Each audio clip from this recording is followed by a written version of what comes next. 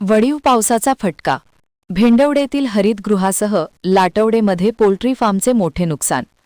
मंगळवारी रात्री झालेल्या वळीव पावसासह जोरदार वाऱ्यामुळे भेंडवडे येथील महावीरनगर परिसरातील हरितगृहाचे मोठे नुकसान झाले आहे.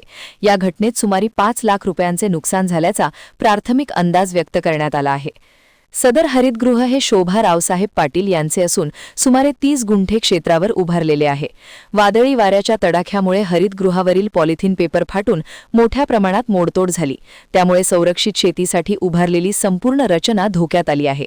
हरितगृहामध्ये घेतलेले जरबेरा फुलांचे पीक सध्या धोक्यात आले आहे. दरम्यान या वादळी पावसाचा फटका लाटवडे परिसरालाही बसला आहे. येथील बाबासाहेब आकाराम मोरे यांच्या पोल्ट्री फार्मचे मोठे नुकसान झाले असून फार्ममधील सुमारे 700 पक्ष्यांचा मृत्यू झाला आहे. या घटनेत अंदाजे 1,40,000 रुपयांचे नुकसान झाल्याचे संबंधित पोल्ट्री धारकाकडून सांगण्यात आले. अचानक आलेल्या या अवकाळी पावसामुळे शेतकरी वर्गाला मोठा आर्थिक फटका बसला असून नुकसानग्रस्तांना तातडीने मदत देण्याची मागणी जोर धरत आहे. महान कार्य न्यूजसाठी बसगोंडा कडेमणी तारदाळ.